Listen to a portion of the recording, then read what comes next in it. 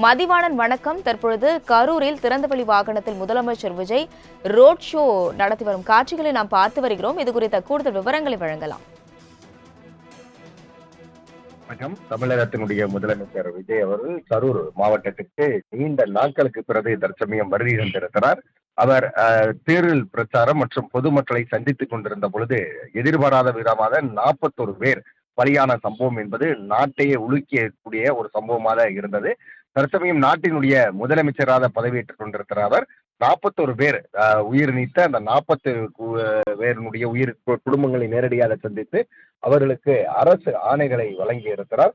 அதே சமயம் அந்த அரசு ஆணை வழங்கக்கூடாது என்று சில தரப்பு தொடர்ந்து அறிவுறுத்தி வந்த நிலையில் நீதிமன்றத்திலும் இந்த வழக்கானது தொடர்ந்து நடைபெற்று வந்தது.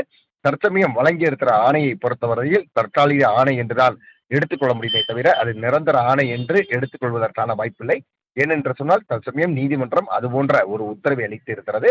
தொடர்ந்து பல்வேறு வாதங்களை வைத்திருக்கிறார். பொதுமக்களோடு 5000 பேர் கலந்து இருக்கிறார்கள் அந்த கூட்ட அரங்கில்.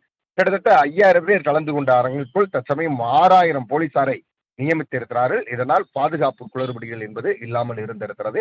அதே சமயம் தற்சமயம் எதிர்கட்சியாக இருந்து கொண்டிருக்கிற திராவிட முன்னேற்ற கழகத்தின் மீது பல்வேறு விமர்சனங்களையும் தொடர்ந்து வைத்திருக்கிறார். முதலமைச்சர் என்றால் விமர்சனங்கள் வைப்பது என்பது இயல்புதான். எதிர்கட்சி தலைவர்கள் என்றாலும் அந்த விமர்சனங்களை வைப்பது இயல்பு. அதே இயல்பான காரியத்தை தற்சமயம் அவரும் விஜயம் செய்திருக்கிறார். தொடர்ந்து தற்சமயம் சாலை மார்க்கமாக தொடர்ந்து அந்த சாலை பவனி, அதாவது ஆங்கிலத்தில் ரோடு ஷோ என்று சொல்லக்கூடிய அந்த நிகழ்ச்சியில் கலந்து கொண்டிருக்கிறார்.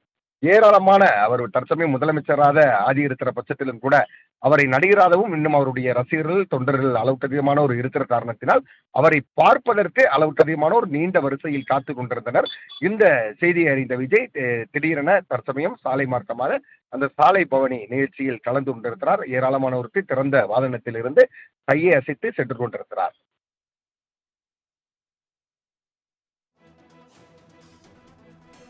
மதிவாணன், தற்பொழுது 41 பேர் உயிரிழந்த நிலையில் 32 பேருக்கு மட்டும் குறிப்பாக அரசு வேலை என்று தெரிவிக்கப்பட்டது.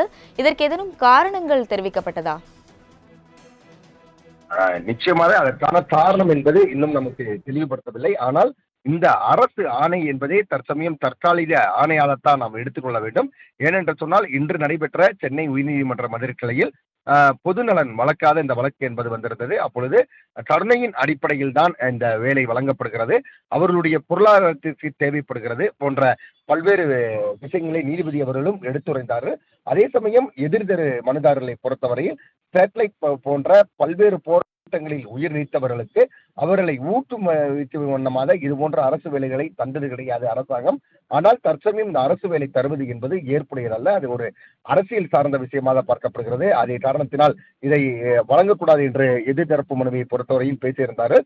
அதே சமயம் நீதிபதியை பொறுத்தவரையில் தற்காலிக ஆணை கொடுக்கட்டும் என்று சொல்லியிருந்தார்கள். இந்த ஆணைகள் தற்சமயம் தற்காலிக ஆணையை தவிர நிரந்தர ஆணைகளாக எடுத்துக் கொள்வதற்கான வாய்ப்பு என்பது கிடையாது. வாதத்தின் அடிப்படையில் பிரதி வாதத்தின் அடிப்படையிலும் இது ரத்து செய்யப்படுகிறது என்று சொன்னாலும் கூட அந்த 30க்கும் மேற்பட்டோர் பாதிக்கப்படுவார்கள் என்பதில் எந்தவித மாற்றமும் இல்லை. அதே சமயம் நீதிபதி அவர்கள் சட்டமன்றத்தில் இதை பற்றி தாங்கள் விவாதித்தீர்களா, இதற்கு எதிர்கட்சிகள் மற்றும் மற்ற கட்சிகள் எல்லாம் என்ன சொல்லியிருந்தது என்று கேட்டதற்கு சட்டமன்றத்தில் இன்னும் விவாதிக்கவில்லை என்ற ஒரு விவாதத்தை முன்வைத்திருக்கிறார்கள்.